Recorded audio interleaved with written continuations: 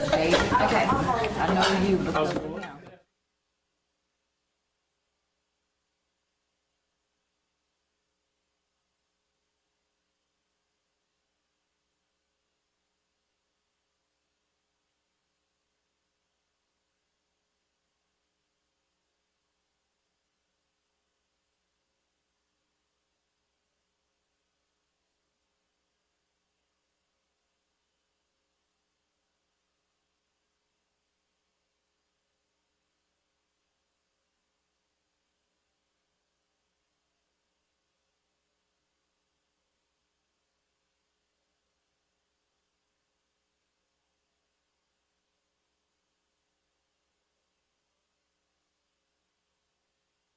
Started just a little bit later. I know it's not always easy to know what door to come in, to get checked in, but Dr. Albert Keith is going to bring in the remaining guests to us as they arrive.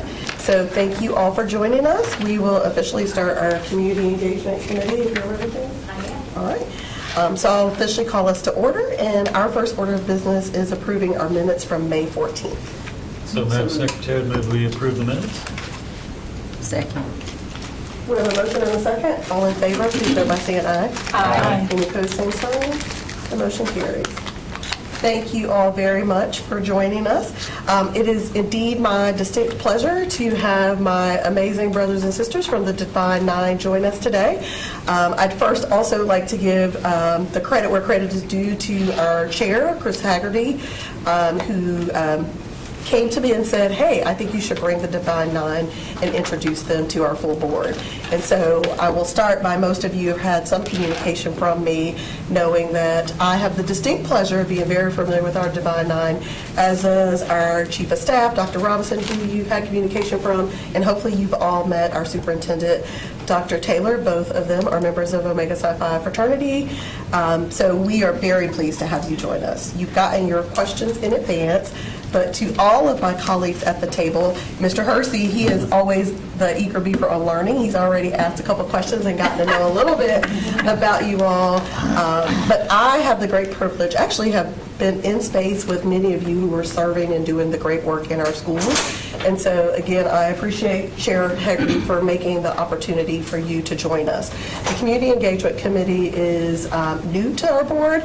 Again, another gift to me as I start my transition to begin to really bring in organizations who work in our schools, in our community to support our children. And as I said yesterday, while we have 160,000 students in Wake County Public Schools, they are also our community members alongside the adults. And so many of your organizations, all of your organizations are already serving them in multiple capacities. But today you have a list of questions that you are going to answer for us and give us a little bit more information about yourselves and your organizations.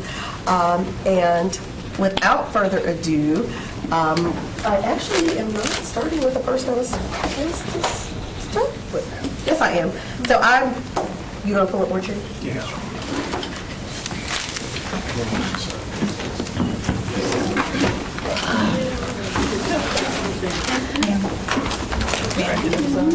And you will get to hear, I'm sure many of our board members will have questions, so I will ask our board members, if you will introduce yourself and your district first before we get started, so that they are aware of who you all are.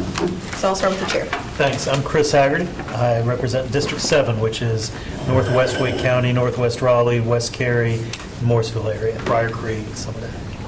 I'm Lynn Edmonds. I represent District 5, and my district goes from like Centennial Campus, Washington Elementary, down into a little bit of Holly Springs.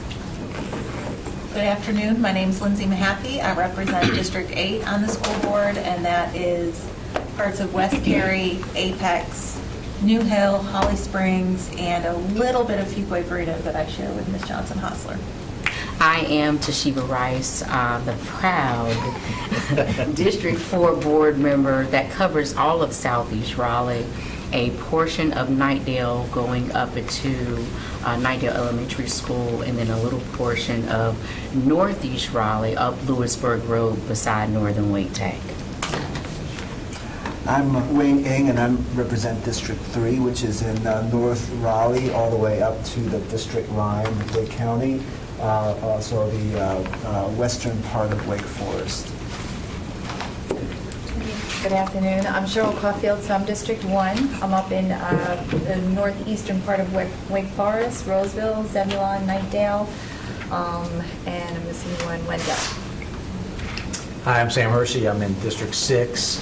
I represent all the other parts of Raleigh, which are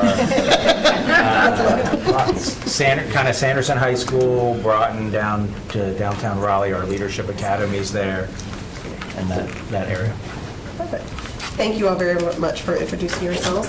So we were starting with Sigma Gamma Rho Sorority Incorporated because she was on her lunch break. She is not here, so we will go to our first. So that will be my beloved Alpha Kappa Alpha Sorority Incorporated, and I'll turn it over to you.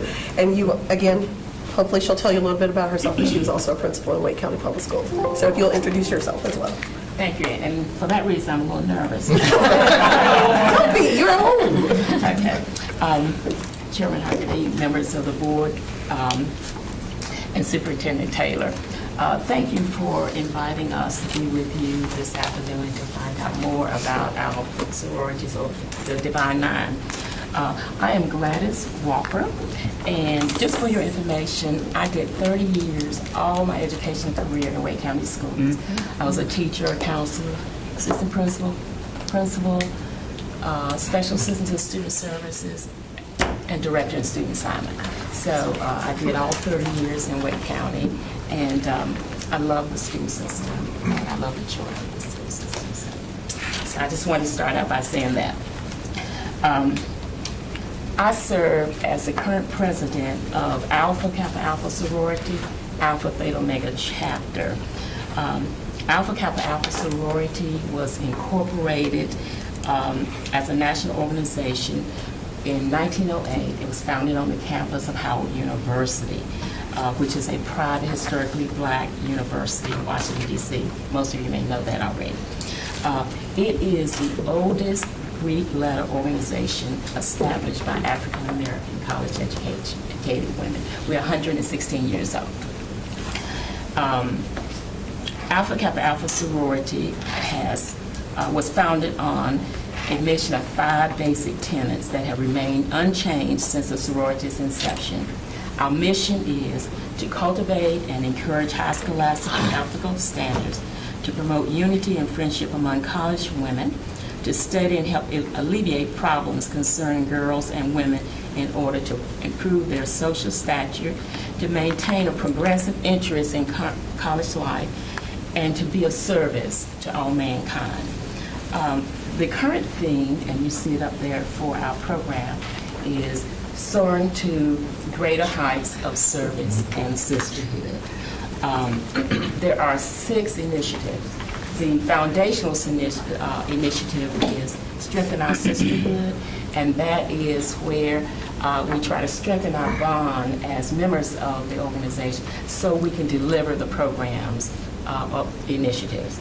The 5 program initiatives are Empower Our Families, Build Our Economic Wealth, Enhance Our Environment, Advocate for Social Justice, and Uplift Our Local Community.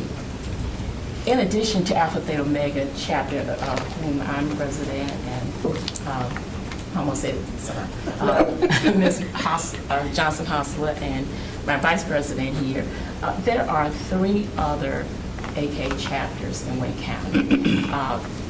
The way the chapters are set up is you have a certain area that you service. And Alpha Theta Omega chapter is the Raleigh chapter. The other 3 chapters are Sigma Tau Omega, which serves Cary and Western Wake County. Chi Rho Omega serves the eastern Wake towns of Knightdale, Roseville, Wake Forest, Wendell, and Zebulon. The Omega Lambda Omega chapter serves North Raleigh and Franklin County. So you'll find that some of the chapters spread across county lines because it's not set up that way. When we charter a chapter, we look at an area that is not being served. And so, and pretty soon there may be, and I don't know if I need to say this, I should say this, but sometime soon there may be 2 other chapters in this area serving more of southern Wake County, Apex, Peabody, Hollis Springs, and then Anger, because Anger's in Johnson County, I'm sure. And then there may be a chapter that's Ward Durham, but also that chapter will serve Morrisville and Rock Creek. So, but right now there's just 4, but there may be 6 pretty soon. All of the chapters support students in Wake County schools through our Empower Our Families initiative. These initiatives that are handed down from our international office, each chapter must implement those initiatives. And I mentioned earlier that one is Empower Our Families. And with Empower Our Families, we serve children in Wake County schools by delivering or donating food to the schools, to the students who maybe have food over the weekend. And so I didn't get the information from all the chapters, but I can tell you a couple of the chapters. In 2023, Omega Lambda Omega donated 935 what we call childhood hunger initiative power packs. But Omega Lambda Omega donated 935 chip bags to Forest Pines Drive and Harris Creek elementary schools. During the spring 2024, Omega Lambda Omega donated 365 chip bags to these same two schools so far this year. In addition, this chapter has provided meals over the summer, but they don't have a count as of yet. They're waiting for that count. Our chapter, Alpha Theta Omega, donated 875 chip bags in 2023 to Barwell Elementary School. And approximately, so far this year, it's approximately 550 bags of food to the students. As I said, I don't know what the other chapters have done, but they have done something in some of the schools in Wake County. The chip bags include 2 meals and 1 snack for each day of the weekend. Items must not need to be refrigerated and must require water only to prepare, because they're done so that the children themselves can prepare the food. As part of our Enhance Our Environment initiative, our chapter has worked with Barwell Road we planted 2 fruit trees in their garden, 2 apple trees. We've also donated azaleas that we got through WRAL. We wrote a grant and got them through WRAL, and we donated those azaleas to Barwell Road. We also this year went to clap the students back to school at Barwell Elementary. That's the first year that we have done that, and we're hoping to do it with some other schools as well. For the last 2 years, our chapter has participated in the Black History program over at Southeast Raleigh High School. We talked to the students, and we've set up booths over at the school at Southeast Raleigh. We've also provided feminine hygiene products for the females at Southeast Raleigh High School. In fact, we have some now that should have gone last spring, but they will be going to the students over there pretty soon. I saw the principal, I think back during Black History Month, and I don't know if I should, well, I'm not going to say that part, but he said, he just said that students were happy with the products that we had delivered. I think the county. Great quality. It was, well, anyway, I won't go there. We've seen it. He approached us and said, he said he approached us and said the students were very happy with what we delivered. And what that did is, it prompted us to try to do it on a regular basis. So we did collect some in the spring. Kappa Alpha chapters work with students in other ways that may not be in their schools. Each chapter should have a Youth Leadership Institute. The programs were developed by our international office, and we recruit students and we work with those students on leadership skills. And but we do that in the community. And our international office said to us that they did not want us to actually do it in the schools because they wanted to separate it from what students do in school. And I know being a former educator, I know that we could have done the same thing in the school, but that was what our international office told us. And we're working with 11 to 13-year-olds in those programs. And we're teaching things like art and dance. Oh, our chapter also works with a group of students at Heritage Park once a month. And there we're teaching art, dance, good nutrition, different things that we think the students need. Let me see. Some of the chapters offer scholarships. I was looking at, it might have been Cairo Omega's website, and I saw where they had an application for some scholarships. So some of them offer scholarship. For 87 years, our chapter has sponsored an annual debutante program. That program now is under, we collaborate with our nonprofit. There's a nonprofit. And we recruit young ladies who are rising seniors to participate in the program. And we have, over the years, given over $1 million worth of scholarships.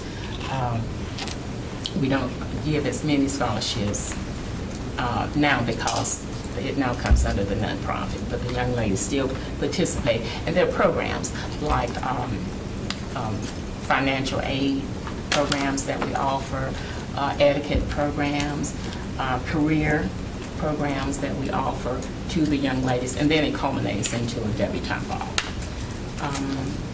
I don't want to take all your time. I know. Is there these things that you'd like to do that you're not currently doing? Things that we'd like to do that we're not currently doing, but I would have to convince my chapter. I don't know any of them. I can't decide that myself.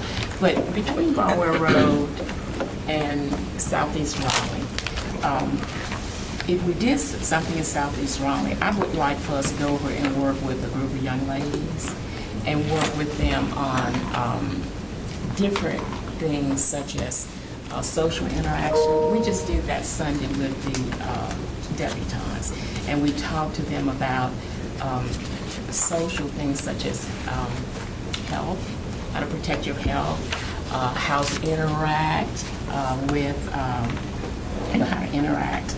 with other people, and especially with people of the opposite sex and so forth.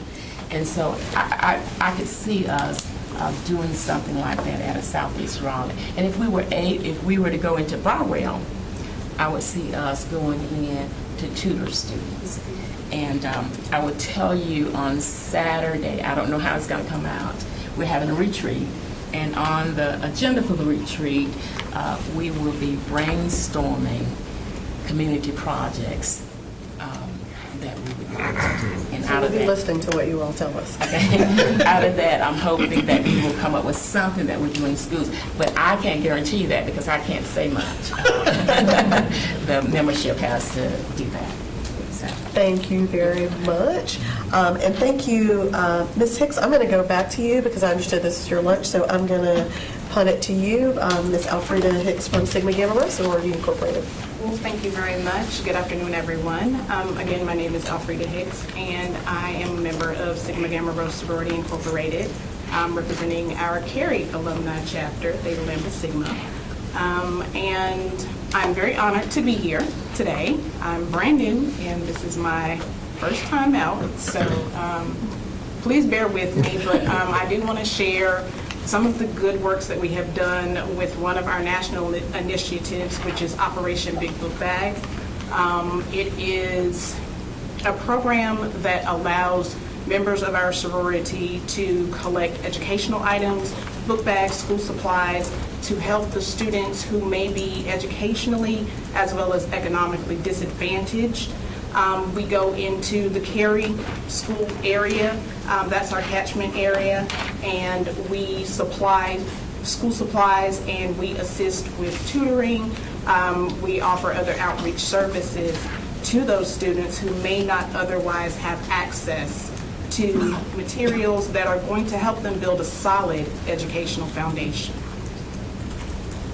Thank you. And welcome to the Divine Nine. We're glad to have you. Thank you so did a great much. job. Thank you. Thank you so much. Like I said, I'm excited, I'm honored, and I'm very involved in the community, especially with our youth, and know that we have to make sure that they have a solid foundation. And when kids get a good start at the beginning of the school year, they are more likely to be successful during that school year.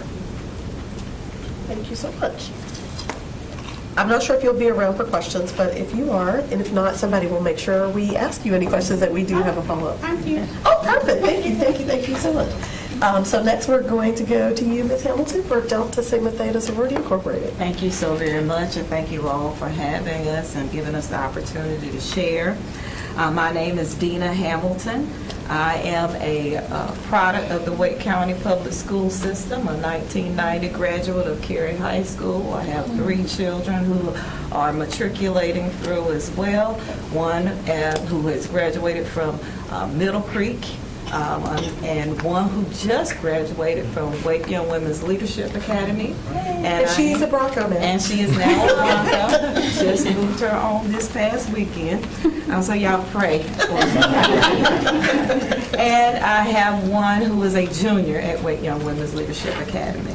So we have a vested interest. I am in the community as well as the school system. I am originally from Holly Springs. I'm a unicorn because I am born and raised in Holly Springs, North Carolina. And I serve as the first vice president and the chair of program planning and development for the Western Wake Alumni Chapter of Delta Sigma Theta. Delta Sigma Theta Sorority Incorporated was founded on the campus of Howard University on January 13, 1913. And it is a private, not-for-profit organization whose purpose is to provide assistance and support through established programs in our local communities. Western Wake Alumni has been serving the Western Wake communities of Apex, Cary, Fuquay, Varina, Garner, Holly Springs, and Morrisville since our chartering on April 26, 2011 through service, scholarship, sisterhood, and of course, social action. As an organization of college-educated women, Delta plays an active role in the educational movement, seeking to inspire, motivate, and support the aspirations and achievements of our youth and young adults. Delta Academy and GEMS are two national initiatives geared toward inspiring and enriching the lives of African American students as well as our Latino young grades 6 through 12. Western Wake also recognizes the impact of academic excellence has had on our growth in our community. And since our chartering, we have raised and distributed over $50,000 in scholarships to students here in the Western Wake community. We help fight food insecurity by partnering with the Backpack Buddies program of Garner, delivering backpacks filled with food to students in need at Bandora Springs Elementary, and we have an annual snack drive at Creech Road Elementary School. We volunteer in our classroom, in the classrooms as classroom readers for grades K through 5 at Bandora Springs Elementary, as well as provide financial assistance to their PTA to sponsor literacy-based assemblies for K through 5 as well. We help close the literacy gap with our Reedy Creek Elementary School students by volunteering weekly to support students in their Partners Read, Helps, and Read a Book program. We also provide assistance by volunteering at Bandora through their Black History Read-In, which offers African American authors and about African American people through K through 5. We've collaborated with Dr. Valencia Hicks, who's also a member of our Wake County. She was a product of our Wake County Public School systems here as well. And we provide educational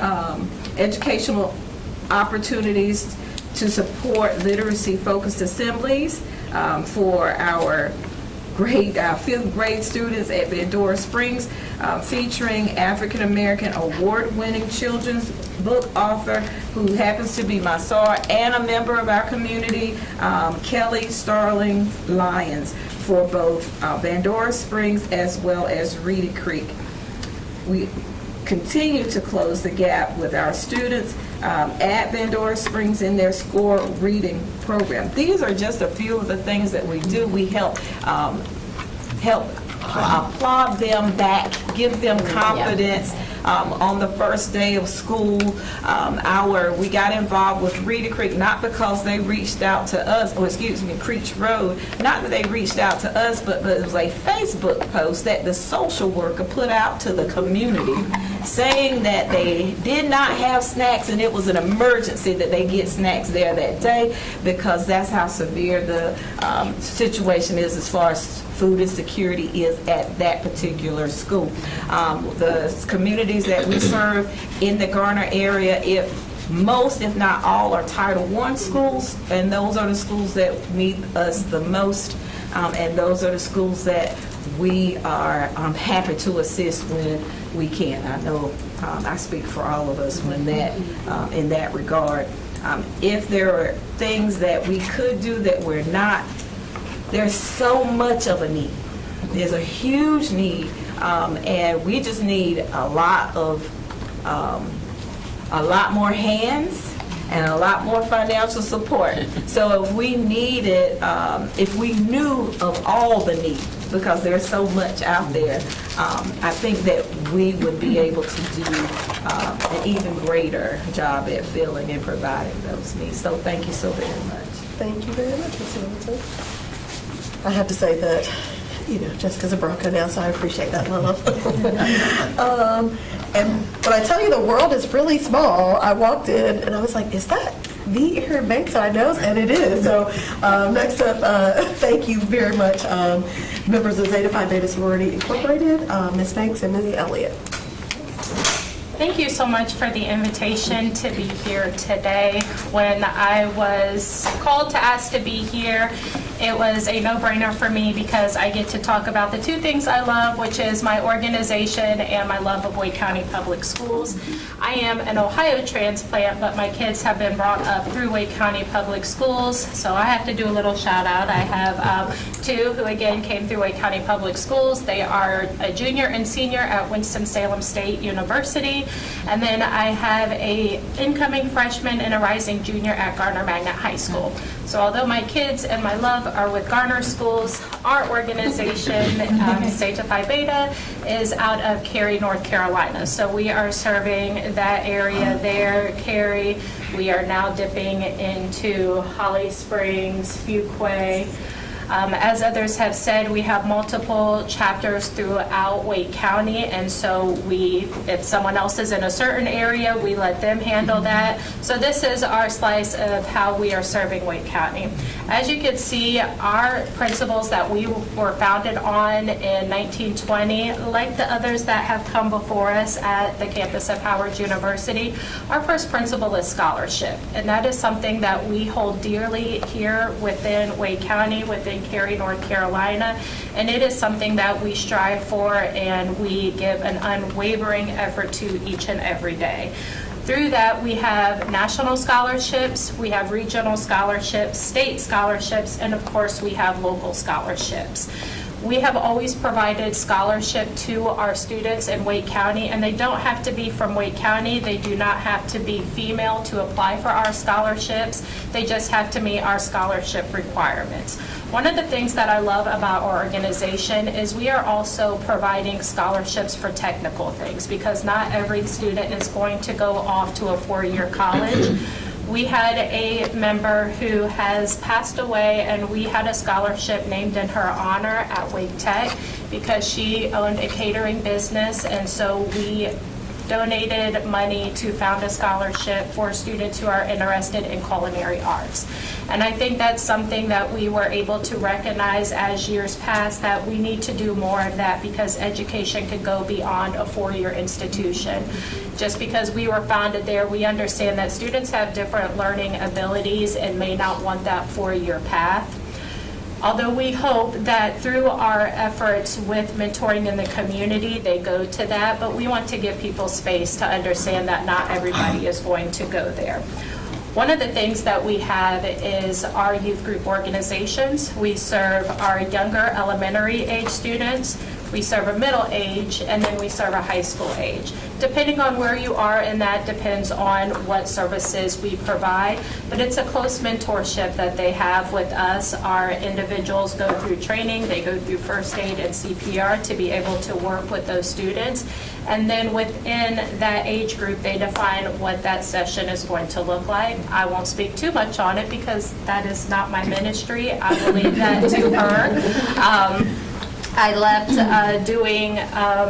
I started with the program, and one of the things that I brought in when I first came in was teen dating violence awareness, because that was my background, and that was something that I felt very passionately that these students needed to have. So I worked with the middle school students to teach a full evidence-based curriculum on teen dating violence, hoping that as they got older, they would recognize those signs of violence. And my daughter and another one of her friends have been able to recognize those. And so sometimes I get a call from my daughter or her friend, like, hey, Mom, you remember when you said that this wasn't a sign of affection, that it was actually a sign of abuse because they keep texting and wanting to know where you are.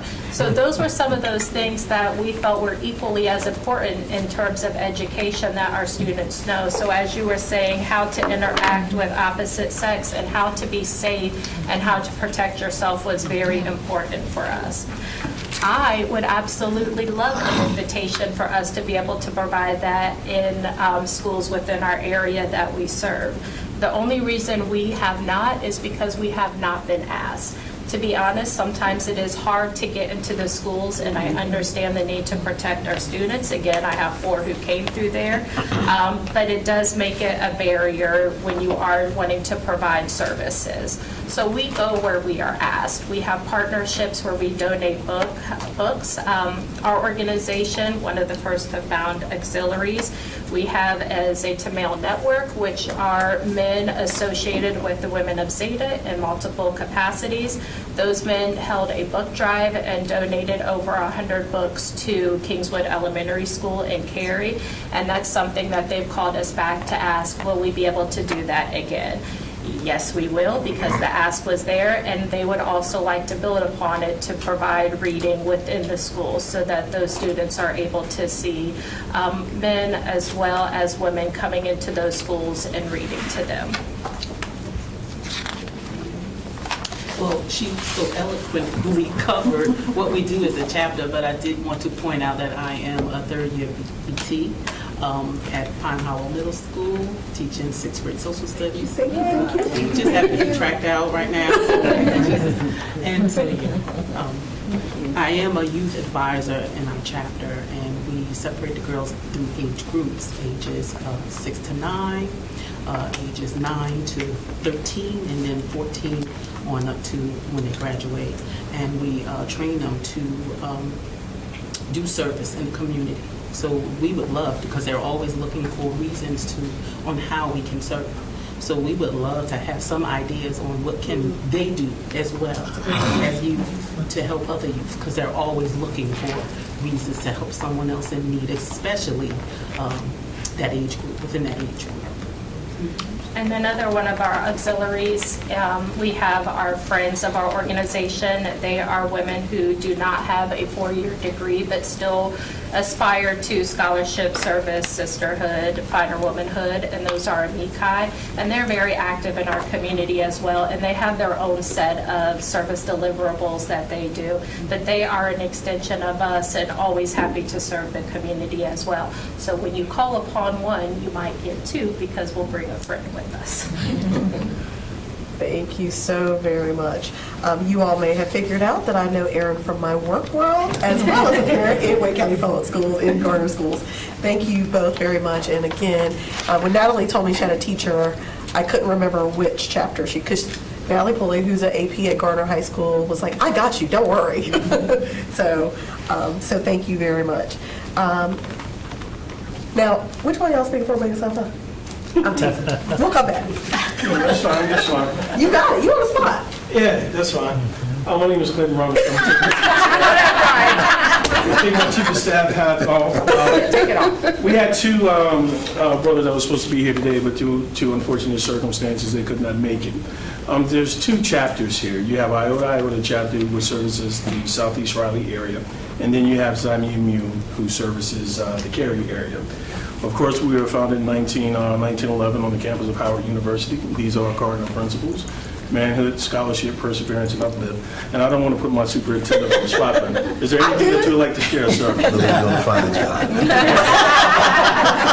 So, he'll pitch it if needed. Absolutely. So one of the things that I can share with you that all of our organizations do that really impacts our schools is we have a fatherhood initiative program, and which is mandated by our international headquarters, that we always reach out to schools and do mentoring programs, very similar to what the ladies do in the sororities, in order to create that impact. So I just wanted to make sure that we did have a voice at the table. I know they wanted to be here, but I couldn't let the alphas and my good brothers here, if I made the signatures, have the floor to themselves. Thank you. Thank you very much. I do not, Kappa Alpha Psi would be next. They are not here, but we will Do we have this slide? Yes. So, and the thing that I'll say is, as Dr. Robinson, who's doing both, double duty today, all 9 organizations have mission statements and founding principles and initiatives or platforms or programs that we implement. And all 9 of us, all of them include some form of engagement with our families and our communities. And now I will go to you, Mr. Shannon, for Alpha Phi Alpha Fraternity Incorporated. Thank you very much. And Kappa Alpha Psi was founded on January 5th, 1911 at Indiana University. He was just going, thank you for, I guess I could have remembered, because I had to. So, you know, I said that because we all are interrelated and we all had to memorize Yes, that's what I said. I was like, I can a wait. lot of things about we had organizations. I had I am Keith Shannon. My three children moved through Wake County Public Schools, so I'm elated to be here. All of them are grown and gone. Congratulations.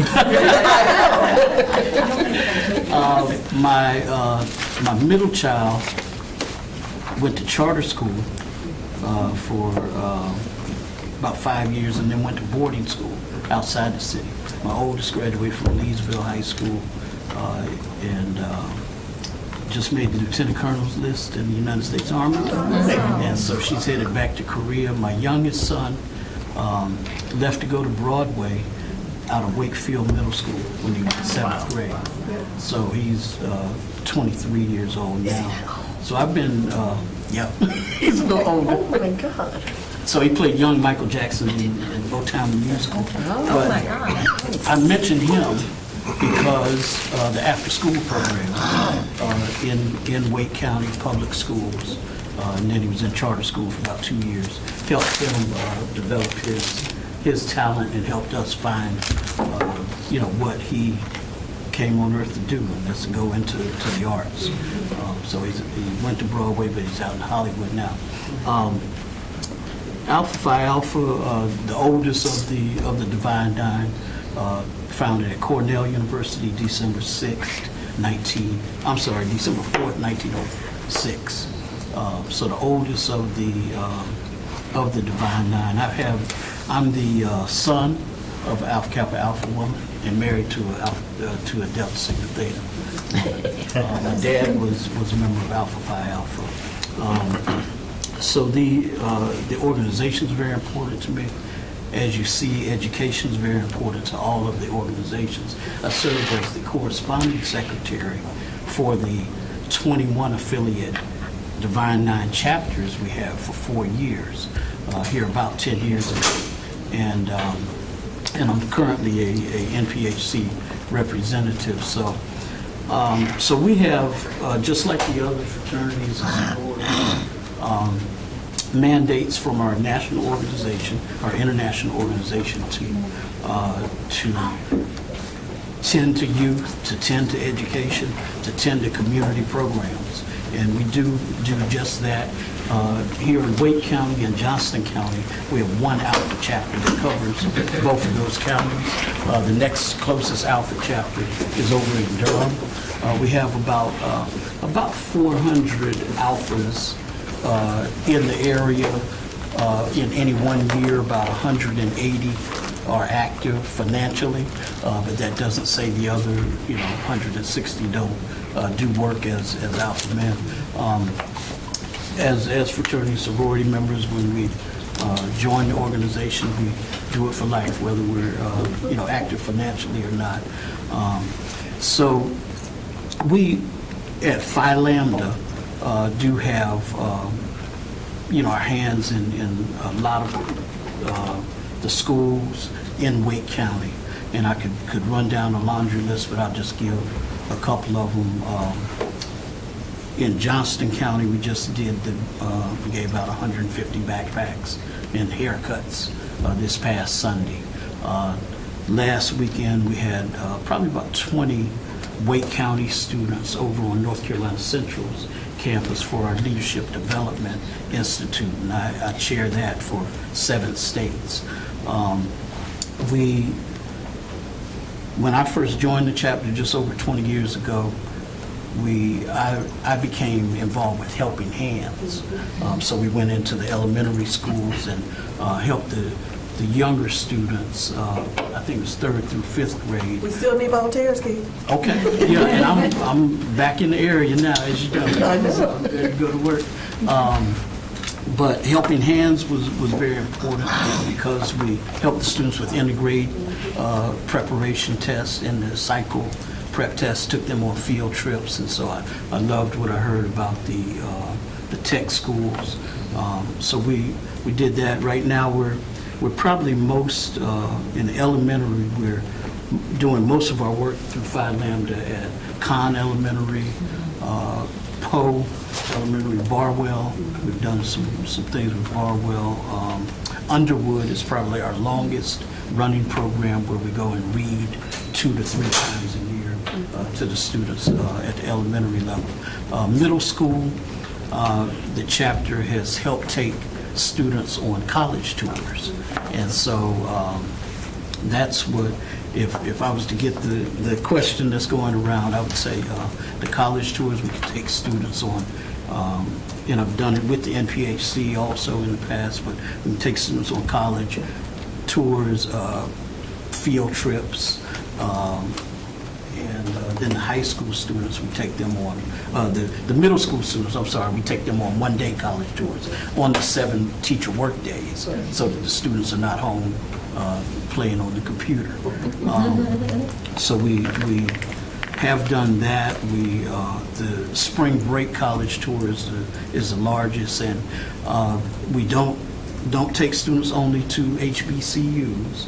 We take them to majority institutions, and we've, over the last couple of years, added tech schools. So we normally will stop at a school in-state and then head out of state, and we give the students a simulated opportunity for, and give them a glimpse of what college life would look like. And we have a lot of parents that want to go on the tours, but this is for the students, and it helps mom and dad and uncle and aunt also get ready for a student to go away from home. So excellent programs like all the rest of my Divine Nine brothers and sisters, and I'll stop there. Thank you very much. I'm going to go to you, Mr. Morris, from Phi Beta Sigma Fraternity Incorporated in Ibervis. If I did not say, I have the distinct pleasure of being married to a Phi Beta Sigma man. Very lucky woman. Thank you very much. I am happy to have the opportunity to be here today, and my being here is a result of the fact that some other people that knew about this couldn't be here. So I'm real happy to have the opportunity to stand in.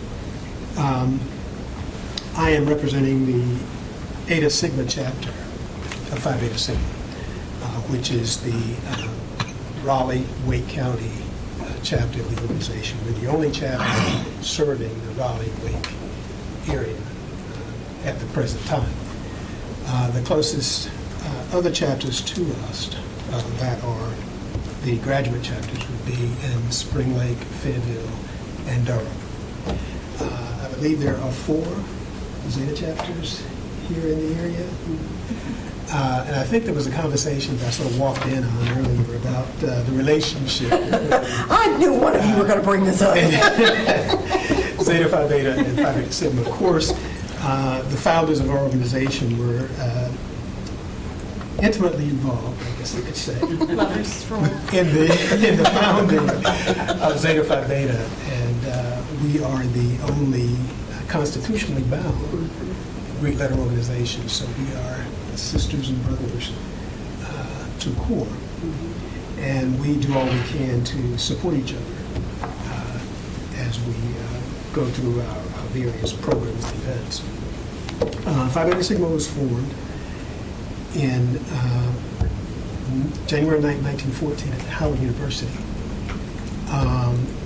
We are an international organization of college-educated men, meaning that we continue to serve beyond the college level. And in so doing, we continue to promote the principles of brotherhood, scholarship, and service. Our motto is culture for service and service for humanity. And much of the things that we do are predicated by wanting to live up to the expectations established by our motto. We have 4 program areas in the organization. 2 of them that I won't spend a lot of time talking about are big and better business and social action. But I will talk a little bit about what we're doing in the areas of education and the Sigma Beta Club Foundation, both of which are focused on scholarship. The objectives of our programs are to support the vision of ensuring that local programs are focused and committed to serving our communities and serving young males through mentoring and scholarship initiatives. So that's what we do from both perspectives. And to also ensure that a level of symmetry exists among all organizational and community initiatives. So whatever we're focused on doing, whether it's social action or whether it's bigger and better business, it's looking back at the founding principles as well as the motto. The education program, which grew out of early organizational meetings of the organization, stands as a testament to our belief that education is the foundation for success and enduring commitment to advancing excellence in not only educational achievement, but in community impact. So we are focused on wanting to ensure that those whose lives we touch are able to live up to their greatest possibilities. And we do that through our scholarship initiatives with the undergraduate level. And there are 3 undergraduate chapters here in Raleigh. Beta Xi at St. Augustine College, Iota at Shaw University, and Xi Zeta at NC State University. We recognize annually Sigma Scholars of the Year at each of the 3 universities and provide them with the scholarship support.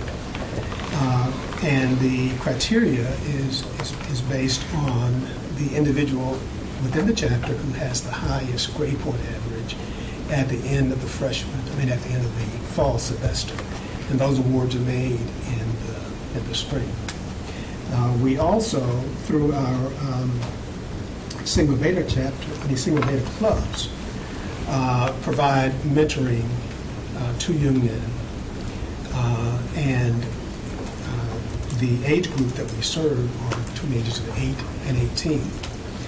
Years ago, we had a very active program at Southeast Raleigh High School because we happened to have a brother who was the band director at Southeast Raleigh and had a personality that just drew individuals to him. Since he retired, we've been able to expand throughout and we're real happy to see others across the county come and benefit from the program services that we provide.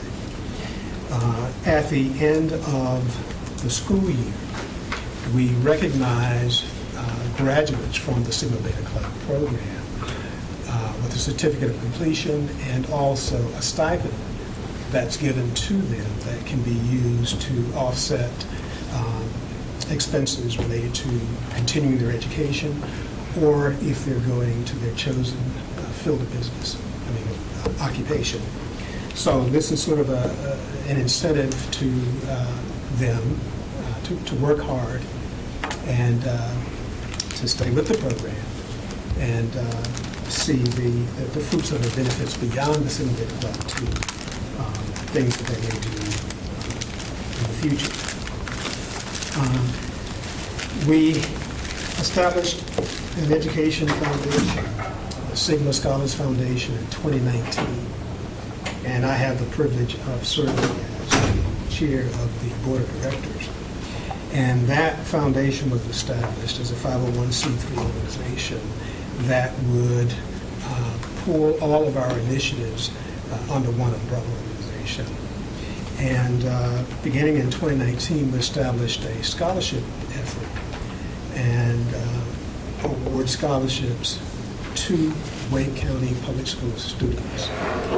And we are appreciative to the Counseling and Student Services Office here, who assist us in getting the information out to all of the high schools in the area to make students aware of our scholarships and encourage them to apply. We've been real pleased with the responses that we've gotten over the years. In the beginning, we were providing one scholarship per year, and we were seeing applications from 14, 15 students who any of the 15 could qualify for the scholarship. So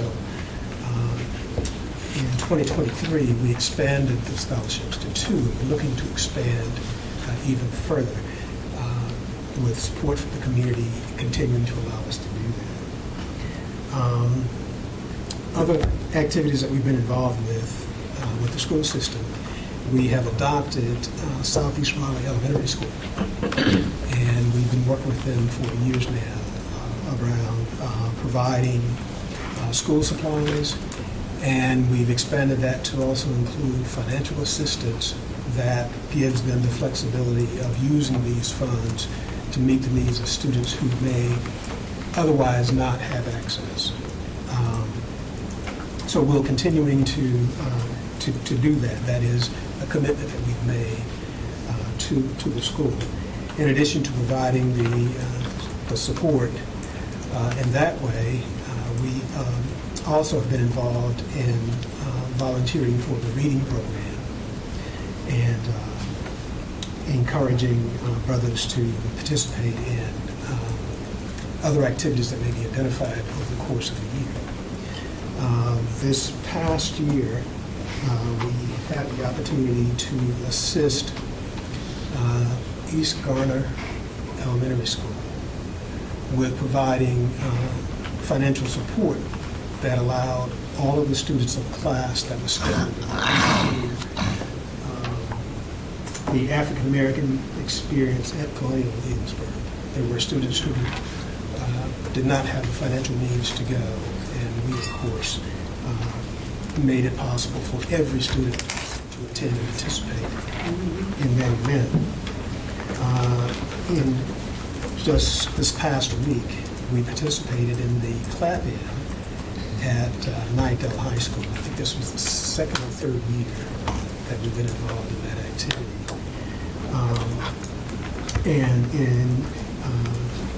I think one of the bullet points on the information we received is what kinds of things do we think we would like to see our involvement with moving forward. We, of course, intend to continue the scholarships. We also intend to continue our relationship with Southeast Raleigh in the way that we've worked with them in the past.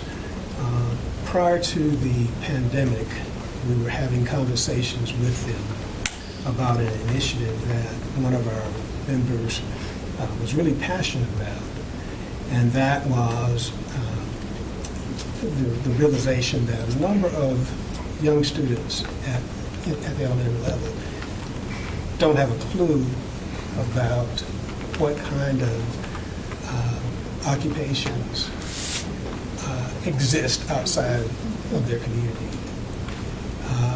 And you ask, and they start to identify things that they are familiar with. Some may not necessarily be the best kinds of things to consider.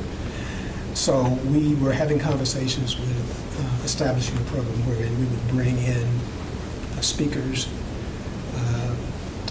on a consistent basis to talk about the areas of responsibility, job skills within the organizations that we serve, and potentially to take some of the students on field trips to businesses in the area, just to give them an idea of what exists beyond their imaginations at that particular time.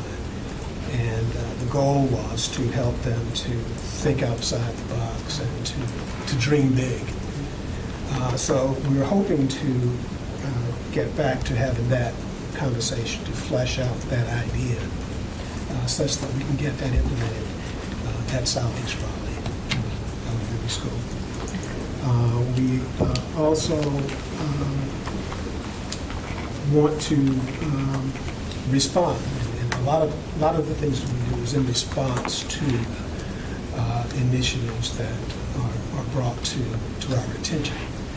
Many from within the chapter itself, because we have a number of men in our chapter who are teachers or involved in the education arena. And as they see things at maybe their school, or they become aware of things that pass through this office, then they will mention them to us as a possibility to consider. So we want to remain flexible in that respect, and to look at how we can expand our reach. And I made some notes here this afternoon as the others were talking about some things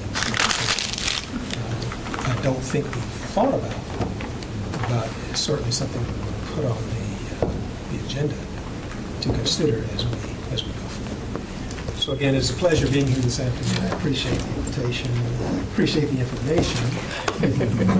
As my son would say, I'm ear hustling. I'm taking notes too. But I appreciate all of the work that all of you do. And just as you've indicated, we're all in the same business. We are cut from the same cloth, in a sense. So anything that we can do to support each other, I think that's how we... Thank you all so much. And I know there are other things that all of you would like to add. And I know my board members have some questions too, as they always do.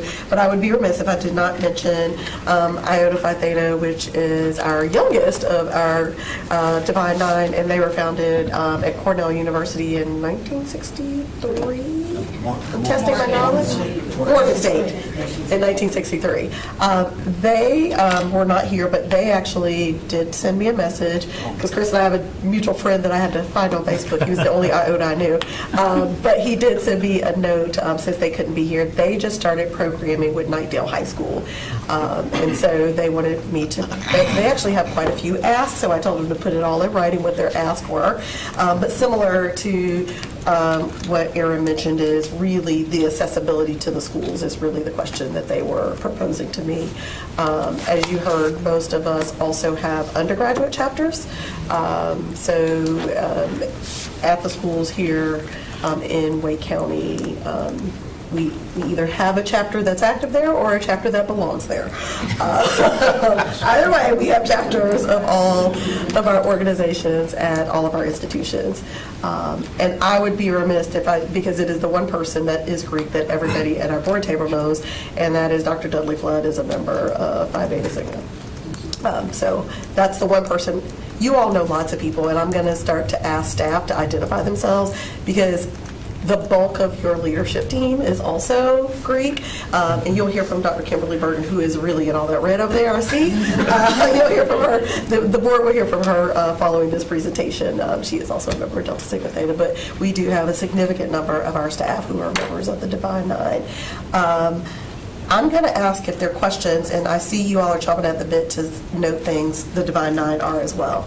I want to say something about the Divine Nine. Yes. We are lovingly called the Divine Nine, but there is an actual organization of the Divine Nine, and it's called the National Panhellenic Council. And in this area, it's the Greater Raleigh National Panhellenic Council, and it includes all of the chapters in this area, including Johnson County. So I think that's kind of important, because the Divine Nine is, kind of a love language that we use, but we belong to the National Panhellenic Council, or the Greater Raleigh National Panhellenic Council. And thank you for lifting that up, because Keith used the acronym, and I even made myself a note to say what the acronym was, so thank you very much. Alicia Gilmore joined us from Sigma Gamma Rho, so I wanted to thank you, Sam, for reminding me to make a note to introduce you as well.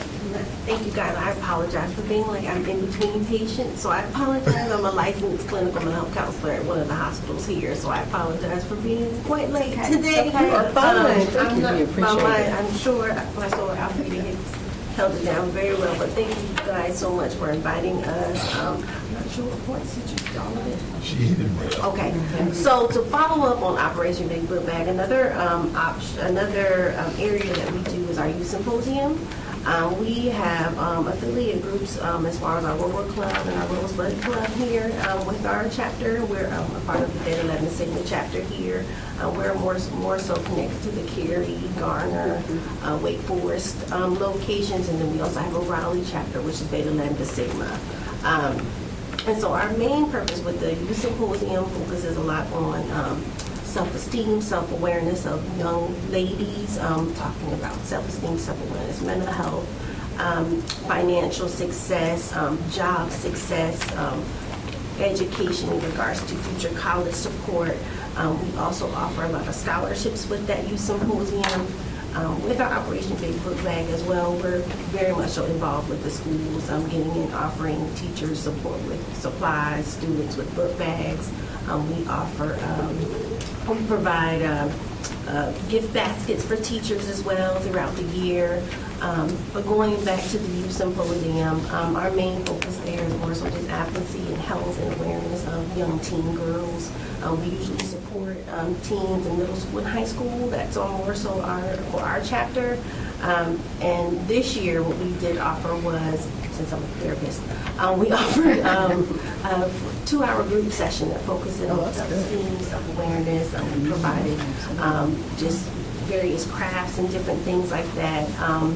And throughout that, I also offered my support to parents that were needing just long-term therapy support options to the young ladies that were willing to attend. We had about 15 students there, so it was really great throughout the various schools.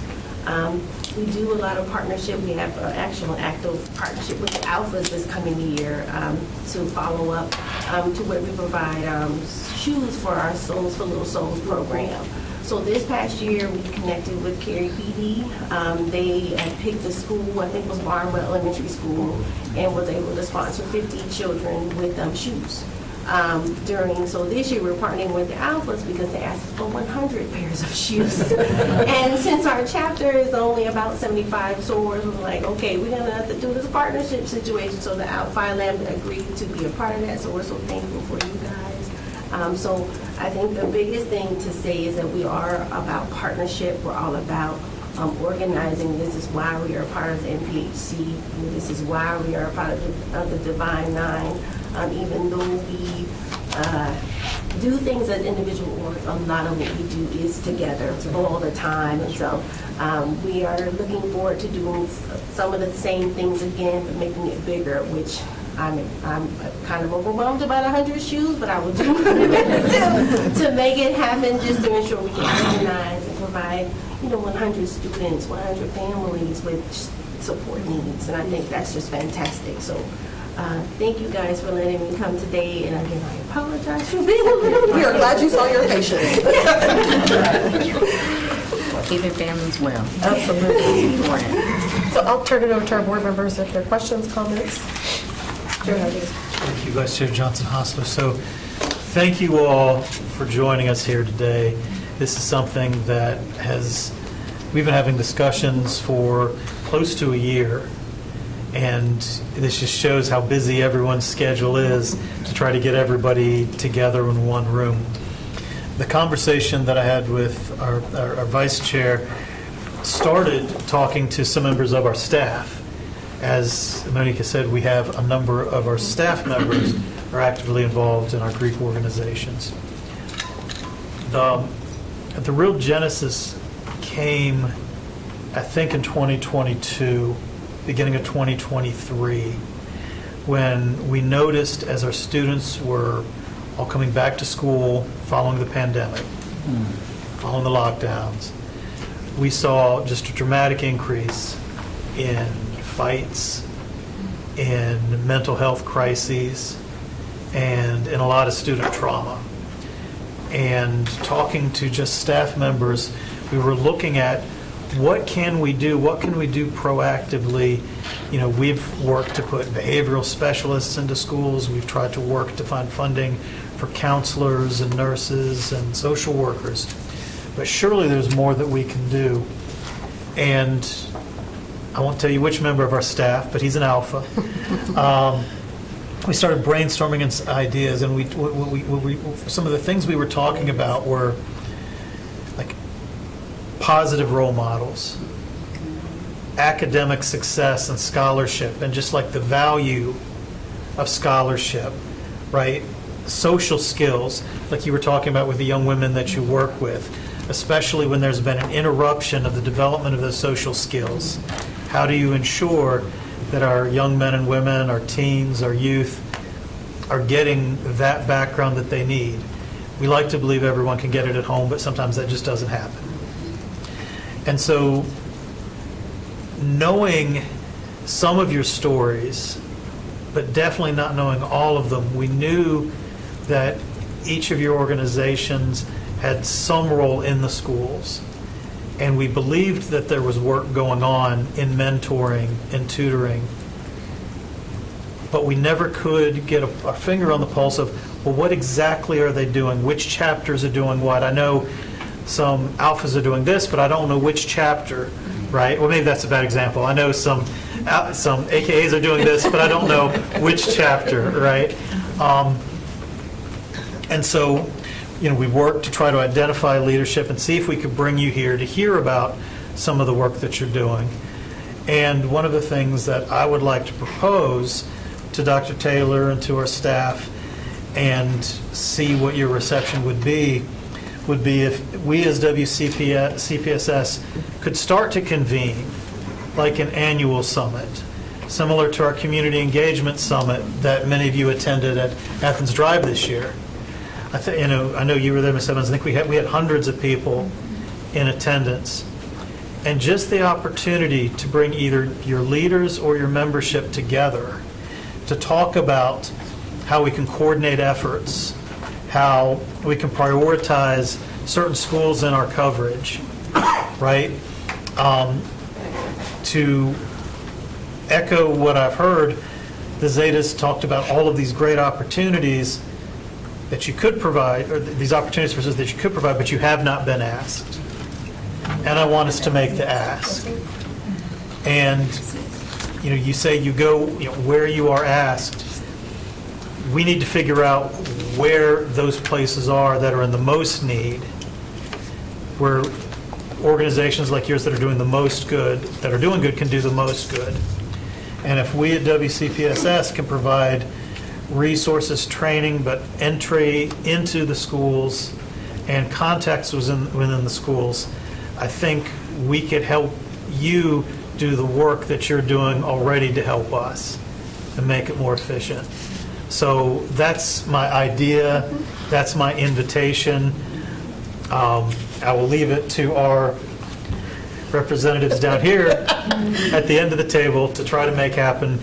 But thank you all for coming. And I know I had heard bits and pieces. I had heard individual stories maybe of an individual member and a student they were working with. But I hadn't put all the pieces together. So thank you. And if I could add to that, one of the things we'll cover with each of you before you leave is a chance for you to register with our community mapping initiative. And essentially what this is a portal. We have organizations that are able to go in and talk about the kinds of services that they provide and how they can work with schools. And what we recognize is that the reason that many organizations haven't been asked is that schools get overwhelmed with the number of requests that they may have. And so as you can imagine, there's one principal in the Divine Nine. That's 9 different people, not to mention other organizations that come. And so that is an opportunity for you to be able to register, and then individual schools and programs can go in and be able to reach out to you if there's a specific initiative. But I absolutely like the idea of us coming together and thinking about all of the multiple things that we've heard today that we have in common, so that we can work on commonality, but also give you the opportunity to do those individual initiatives that you do.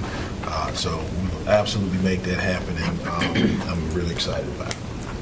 You have several alphas that will be happy. Dr. Ward has been begging me to allow them to get into our middle schools for years. So I will tell Dr. Everett Ward that you get the credit for bringing this together. He has been asking for multiple years. And to many of your points, that's been the issue. We haven't had a mechanism to make some of these initiatives that we've been asked to do happen. And this is thanks to the superintendent. When he joined us, he promised the community that we would be back in the community, and we are. And so the staff is doing a great job of putting those mechanisms in place, which the board will hear a little bit about the mechanisms later. But thank you, Chair Haggerty, and thank you, Dr. Taylor, for bringing all of this to fruition. Just making my heart very happy with you all now. Other board? Mr. Hershey, did you have questions for us? Sorry. Go, Ms. Rice, please. Go ahead. So, outside of the groups waiting for invitations, I guess from a school perspective, what are we doing to make sure our principals are aware of the organizations? I mean, some of them may be aware, some of them may not have any idea that there are organizations waiting. And how do we also, not just to the principals, but to our PTAs who may be wanting to connect with groups, whether it's the Divine Nine or other groups? And see, that's the great thing about the community mapping initiative. It allows us to better coordinate everybody who's willing to participate or serve. I think the biggest issue with what we have now is that it's really about who you know. So as a principal, if I know people, I can reach out and I can have access. So you can imagine if you're not familiar with someone who's in the Divine Nine, there's numerous of opportunities that they don't have. So this is a way that we can better coordinate that and not have a select group of schools getting all the resources, but be able to better I did my work. Barwell was covered because I called everybody. So how do we let the PTAs know that are desperately needing help, that do a lot of the volunteer work? How did they know about the community? So do you want to share? Well, No, I'm talking No, about. I know, but I do want to say, I think that community mapping is really what's going to have to happen, because as much as we know each other, there's a lot of people who don't know us. And now, you have a beautiful sister on an international stage who is going to shine the light. Yes. But I'm really excited about this community mapping initiative that you all are going to do, and I think that will help out. So. Could you share? Sure. Yes, I'll be happy to share a little. So my teammate, Dr. Wilsie Sturdivant, who would want me to tell you that she's a Delta,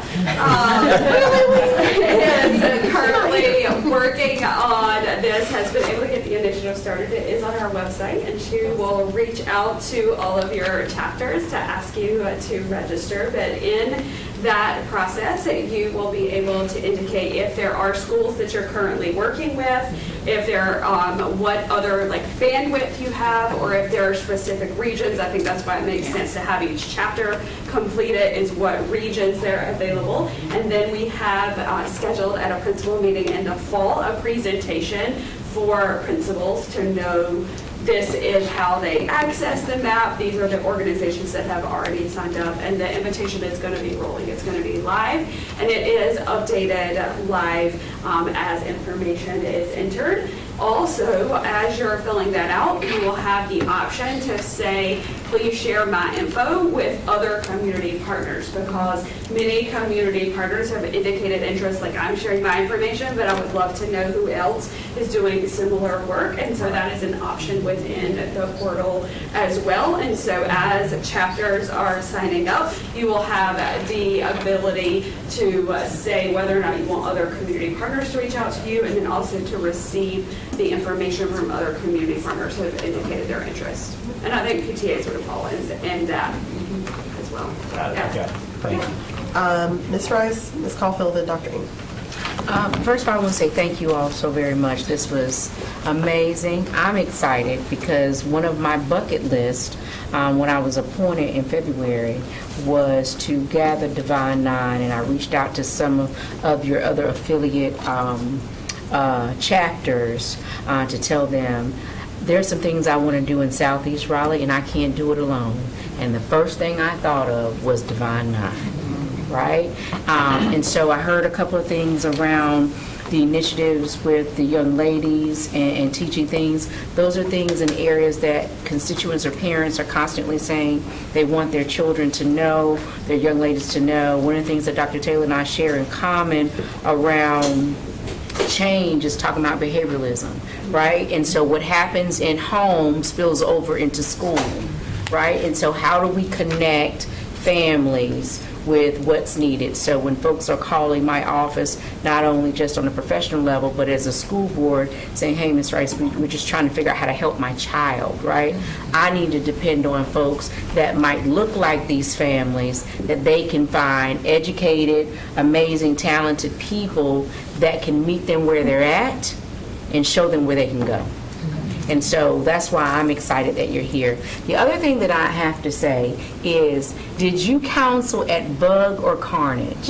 Carnage. And that is why I knew you were going to say it. I knew it. When I looked, these Toshiba Rice. Okay. I used to sing and do and symposiums, and I won those competitions. Did you go with some of those magnet things? Yes, the oratorical. Yes, and then she taught me. She got me to go to NC State to STEM film. Yes. So anyway, I looked over and I saw, and I was like, I know that lady. And then when she said it, I was like, the principal, no, she was a counselor. But anyway, so that was the main thing that I had to really say. All right? I get all the best as a magnet kid, so I'm excited about my experiences, and I had the most amazing time. I love Carnage, and what's really amazing and beautiful to me is that the schools that I currently serve are the schools that I attended, Bug, Carnage, Enloe, right? So I'm excited about that, and I'm excited about you all being at the table, and we won't let the ball drop. I'm a strong believer in closing the loop, and we're going to close the loop, and we're going to stick to it because you're necessary to help our students, because we cannot do it alone. That's all I have. Thank you, Ms. Rice. Ms. Hoffman. Well, that's kind of hard to follow. I'm always hard to follow. Mine is not quite as interesting. I just wanted to say that I was grateful that you came here and shared all of the different things that you all offer, and it's wonderful. It really does close the gaps. You know, that's one thing that I notice. It's not just that how you're working with students, but you mentioned certain things like mentors, which we've talked about, but not just from an adult to a student perspective, but somebody over here mentioned the Teens for Teens, which is, it's huge. You know, it just kind of helps these children, like you mentioned, after COVID, kind of distracted from their path, and kind of helps them get back to where they are, but not knowing how to do that. They wouldn't know that unless we put that in front of them and provided them. So my one question was going to be, how do we communicate this, because you had mentioned bringing them on field trips to take them to businesses and universities, so they're actually putting themselves, or you're putting them in a place where they actually can see themselves there, and that actually leads to goals that they didn't even know that they would have, right? So I think it's important that we do the mapping, and I don't know if it would help us if we can do some kind of presentation. Like here we learned about all of the wonderful things that you offer, but if we can teach people who are listening how they can communicate with their schools to find these resources, because most people wouldn't even know how to find it. I know. Or that it was even there. That is the goal that Leanne and Brooksy are working on through Clinton's office, which you will hear a whole lot. I mean, I got a little sneak preview when I met with the full team. There's multiple people, Office of Equity Affairs, who are working on building out this, which number is it on our strat plan for community engagement?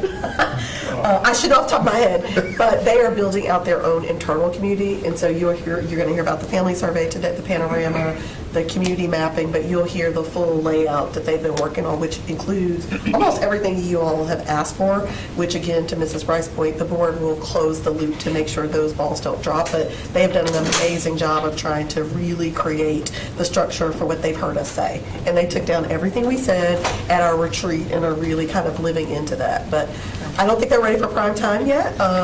We let our board committee get ourselves on track first, and then Dr. Robinson will send us the timeline of when they'll be ready to roll all those things out. We were at a meeting, Dr. Taylor and I, he was like, yeah, we got community map, and I was like, is that live? He's telling me. I didn't even know, I didn't know. We were in a meeting, he was telling people. So all of those things, for some of you who haven't heard, they will be rolled out to the full board. But yeah, he got ahead, and I was like, I don't know what he's talking about. But We yes. talk about partnerships and how important it is. They are, to community. she went to get handouts for us because Dr. Taylor got there ready early. But that's a great question, Cheryl. And I mean, I'll let Dr. Taylor add to that if you'd like, but you already started to share this in community. Thank you. Yes, absolutely. Before you guys leave today, I know how big it is for you guys to have artifacts, things that you're doing within the community. So when I was flipping the screen, I was taking pictures of all of you with your background on the screen. So we can make sure that we get your email. What I can do is I can send you that picture, and you can go ahead and share with your chapters and share what the things you're doing in the community. But more importantly, your partnership with Wake County Public Schools. So I thank you. Thank you, Dr. Yeah, so thank you so much, everyone, for presenting. And for someone who's outside of that community, it was a very good education for me. And I come away with it with a sense of hope and joy to hear all that's been going on. The thing that I hear about, some of all the awesome programs and scholarships, and it all comes with a price, right? And something that one of you also even mentioned needing financial support. And so my question is the mapping also going to incorporate some of those financial support that we can provide, or you guys can understand to tap into as well, from corporations or bigger donors and things like that. Because I don't know how you actually fund your projects and all those things that you guys are doing. And we have Dr. Short tell you about it.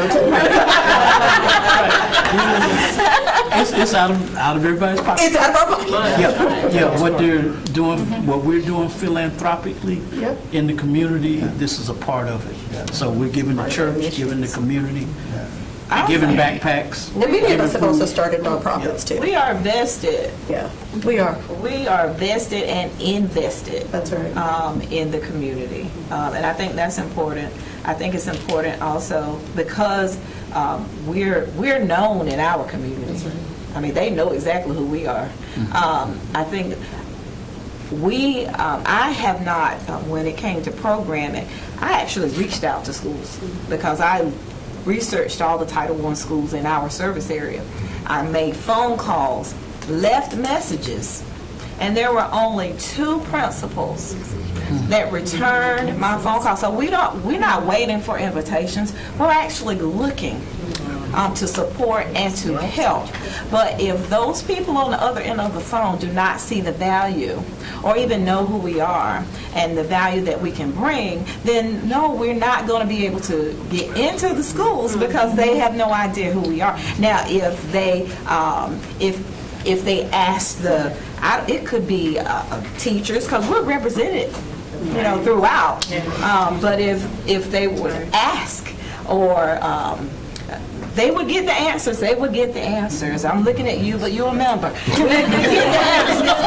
I want to say to that point, I think that Wake County is in such a unique position, and as a native here, I don't know if everybody hasn't grown up here, right? I'm born and raised here, right? Mm-hmm. We hear Holly Springs, right? That's right.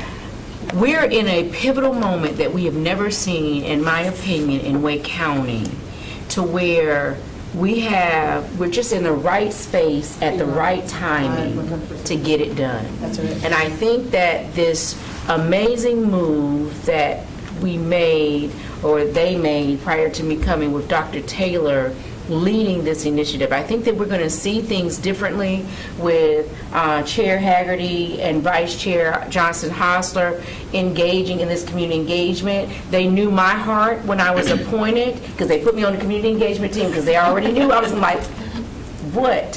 So I think it's in our heart and it's our grain. I've been seeing Dr. Taylor do things since he's been here in these past 10 months, right? I've been seeing him do things around the community, around making sure that communities have more access and transparency to us as a district. And I think That right there is going to make the difference. And that story, that anecdote that you're giving is something that I think that we all have experienced and said in our tenure of being a part. Ms. Glass is being here forever in the system and knows, nah, they're not going to let us do that. And I think right now, we are the new they. That's right. Right? And we have a different perspective of what we've seen historically.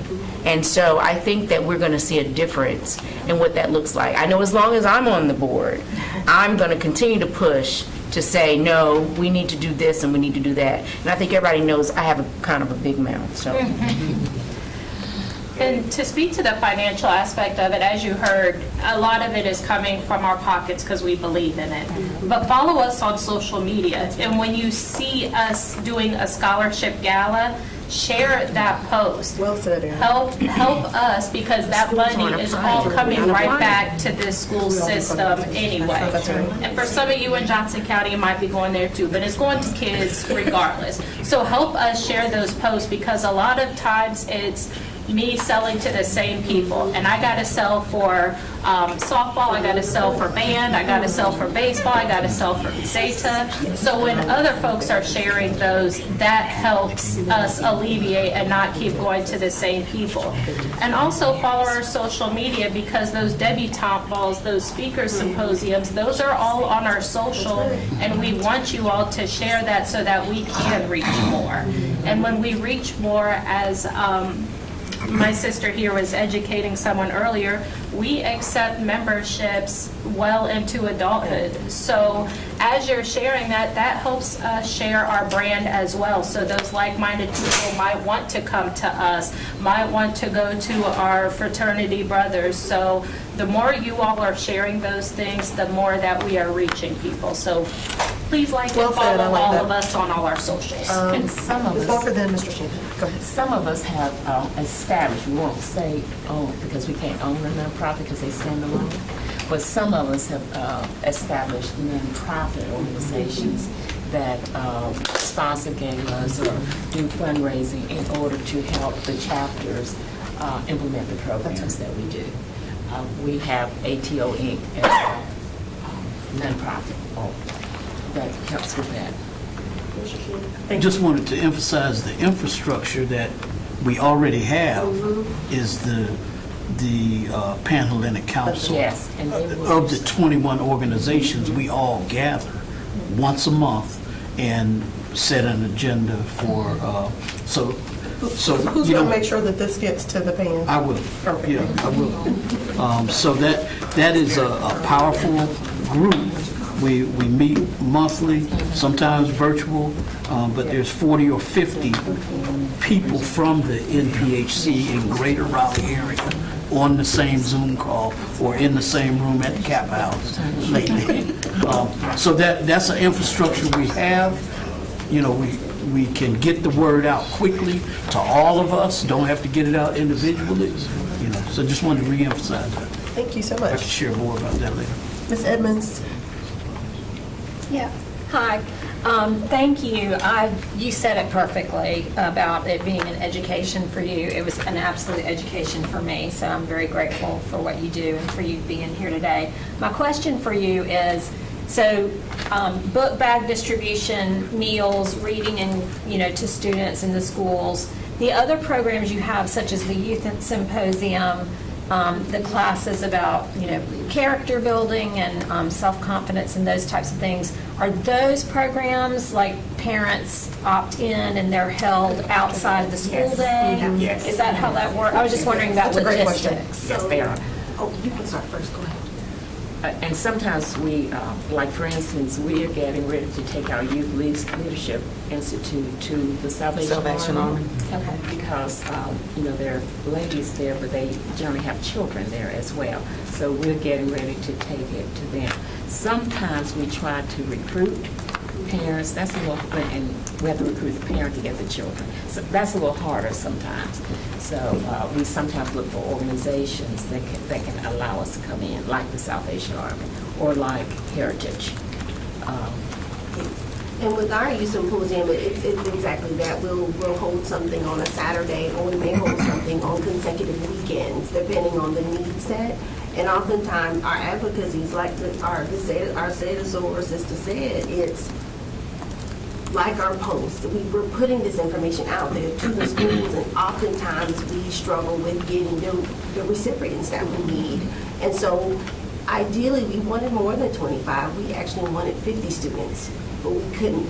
We struggled receiving those numbers despite our polls, we have SOARs in the schools that are teachers, that are volunteers, and putting this information out there. QR codes, we made it very simple. But oftentimes that partnership, we struggle with that reciprocity in that. And so I think our Alpha brother here made it very understood, like our system is set up to where we can be here, we can advocate, we can support, but we need that reciprocity and partnership in order for us to do the work that we do, because we do it, we invest in it, we pay to be here, and we do the work for free. But we enjoy the work, we appreciate the work. Many of us have been in the org many years. And so we have the skill sets and needs that can advocate for the students so long as you let us in. That's a great point. Somebody mentioned school counselors, and it's when I was on debutante program and on the school board, it was really hard for me to get school counselors, the scholarship that you all had at First Baptist. So I've experienced my own tongue, which is why this was an important committee to me. I'm like, I'm begging you to send this to students. We have scholarships available, and they are not in all of our high schools. It literally is, I can call a counselor that I know, but we have not had a systemic way to ensure that the resources that we have available are spread throughout our entire schools. We experienced that with scholarships. As Brother Morris said, they had 14 students. Y'all, we graduated almost 12,000 students.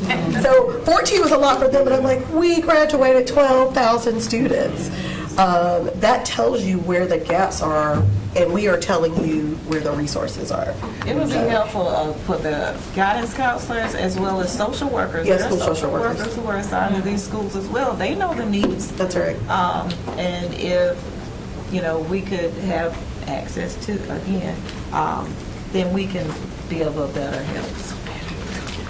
Sorry, this is Chief Luton, our communications. I want to break protocol and share some information because I cannot, it makes me itch when I hear that folks can't get information that our students need to our students. So what I'm going to do is give you all my email address. Our board has a really generous policy on distributing information to students.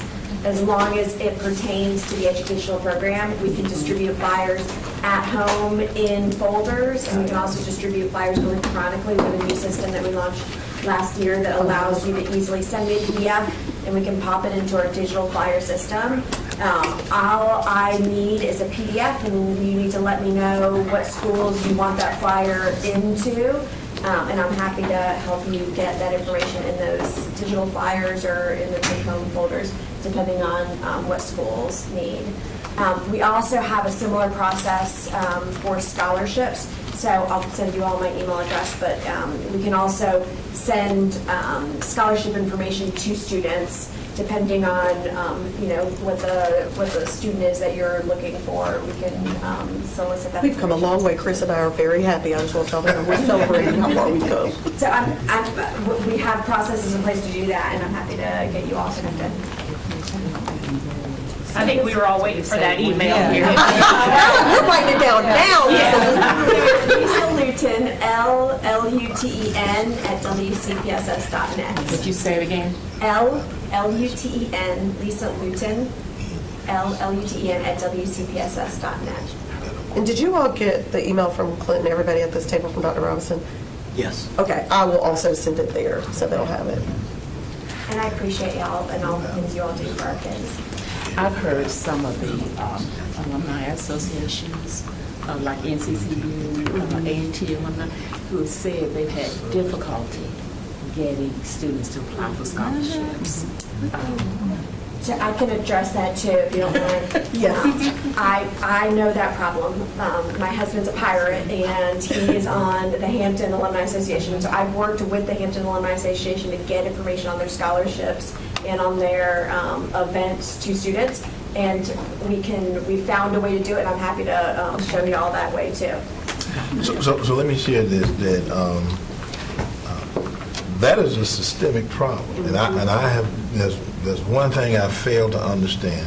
I've been in Cumberland, Sampson, Bladen, and now here Wake. And it's the same issue wherever I go, that people have tons of scholarships to give out. But for some reason, there's a disconnect. And, so this is a problem we're going to solve. I mean, That's right, we can solve it. It shouldn't be that hard to give away money. We'll solve it. Very good. You heard it here, people. That's right. Everywhere happens. I think to comment on that, Dr. Taylor, I think there's a lot of parents, especially if they have not been in the university themselves and their children are the first generation, they don't know that this information is even available to them. I think that's the biggest thing, is getting it through the school and pumping it out, because they just don't know that they could even apply for something like that. Even things like workshops on how you fill out that FAFSA form. Yeah. That's gotten more and more complicated this year. It's been worse. I sat through one of those for the first time last year, and I couldn't write fast enough. I just, because I've not had to apply for any of those things, and it's a lot of information. Yes, it is. And I think that people are comparing the two and assuming that any scholarship might be as complicated as like FAFSA. And so they just, even though they might see That's a that you really have, good point, Lynn. you might have one to offer, they're like, I'm out. Like, I did it once with that, and I can't. That's a really good point. I think that I can see the district in its base school level, because remember, I always think about the fact, what we say at these tables are great, but it has to hit the base, because the base is where the work is really at. And so I think today, through Dr. Taylor's leadership of what he said, Dr. Robinson, I think that, and then Superintendent Wilson Norman is here over academics, I think that this will be the catalyst for us to really support the base school with getting some good communication out, with Lisa here, and really saying and helping our counselors. We have a former counselor here to attest to it, to say, but help them understand it is okay. And I think the thing that we have to be honest about is that the staff has to know it is okay, because they want to do things that's right, and they want to follow the policy, and they want to follow the rules, because they want to keep students safe. And we have to let them know directly it is okay. And to break that barrier of what their trend, what the trend has been, and what they're accustomed to. Dr. I just go back to when I was that age, and my father and my mother did not know much of anything about applying for college or scholarships and things like that. And I ended up having to do it on my own, and so certainly at the base, like you were saying, knowing how to do it, or like when I was opened a checking account, I didn't know how to write a check. I had to learn that, and I had to learn how to apply for a scholarship, and the FAFSA and all that stuff I had to learn on my own, and I wish somebody would have been there to help guide me. And so that's something that we should have some kind of a discussion about that. Yep, we should. And I've been sitting here listening to everything that has been said, and what you said about closing the loop really sticks out to me, because I went to Carnegie. I grew up in Southeast Raleigh. I graduated from Enloe, and my very first experience with a sorority was Zeta. And the Blue Review. We were and the I was in the Blue Review too. My friends were in the But the visibility that I saw then, that's right, was connectivity for me. Because as an adult, I was able to see what the Divine Nine and organizations within the community are able to provide for our students. And when our students see people who have that connectivity to them, they're more inclined to say, okay, if you did it, I can do it too. Yep. And a product of Wake County Public Schools, again, I'm proud to say that the things that I saw and the influences that I had, some of my teachers, counselors, and you may have been a counselor there when I was there, I don't know, you look familiar to me. It was a long time ago. I was there a long time ago. The impact from the educators and the members of the Divine Nine that I saw at that time, and I was at Carnegie in the 80s. I was there in the 80s. But it made a huge impact on me. And again, I'm new to the Divine Nine, but I've been affiliated for almost 20 years. So seeing the impact that we can have if we are allowed to connect and showing the parents and the students the resources that are available, oh my gosh, the things that we can do and the places that those students can go to take their experiences to the next level. Like you said, we are primed and ready. It's our time to be greater, to do better. So let's make it happen. Let's make those magical things happen and connect. Thank you. That's a great note to end on. As Dr. Burton is so patiently waiting to be our last speaker, but she knew that we were having us here today and we would be a little longer. But thank you all so very, very much for coming. I know, again, some of you shorter notice than others because you were reached out to. Trust me, Dr. Ward kept bugging me on Saturday. He was like, are you sure there is an Alpha that's going to be there? Please tell him you were here. Because I will tell you, I saw several members of the Divine Nine this weekend at a couple of events, and I was telling them, and everybody wanted to make sure that they would be represented here today. And so, again, thank you so much. Please share it. We will make sure that you get Chief Luton's email address so that she can forward that information on to you. Chief Wilson Norman joined us. She is our Chief of Academics. She is a member of Alpha Kappa Alpha Sorority Incorporated as well. And she is ready for our 3 o'clock, but we're going to make it work. But thank you all very much. Oh, Sam, yes. If it's okay, I'm going to be reaching out. We have board advisory committees, and we have, that's right, which is all of our principals, And I need to for our board for District 6. I'd love to have some of you come, and that way you're right in front of the principals and some families there. So just throwing that out, you'll be hearing from me. Yeah, and we all have board advisory committees for our district. So thank you, Sam. Great idea. Thank you all so very much, and we look forward to the magic happening, as you stated. Thank you for having me. Thank you. Thank you so much.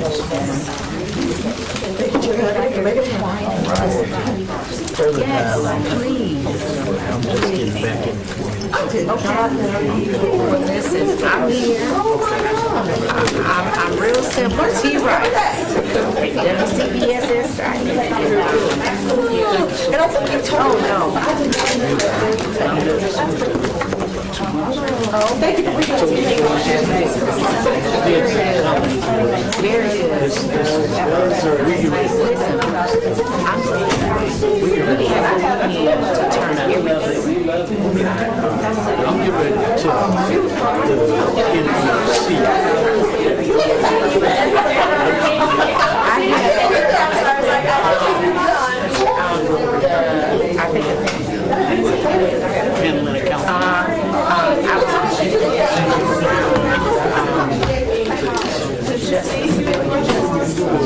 Okay. About 2 years ago. I will come back around today. I'm the loudest thing in here. That is the hardest thing to hear yourself in. Somebody looking around.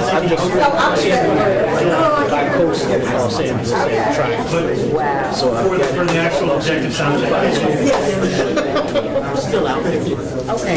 I'm going to say some. Dr. You have access to everybody today. So she may have all the presidents of the organization. Yes. Which is not necessarily us. Here's my contact. That's my direct contact. In fact, I'm sorry she gives me. Yeah, but I did a lot of work in the system. Trying to get, I have to get my district Which district? I'm District 4, so I'm Southeast Raleigh. I was going to ask if I had another question. Do each of the districts have? He didn't say he was So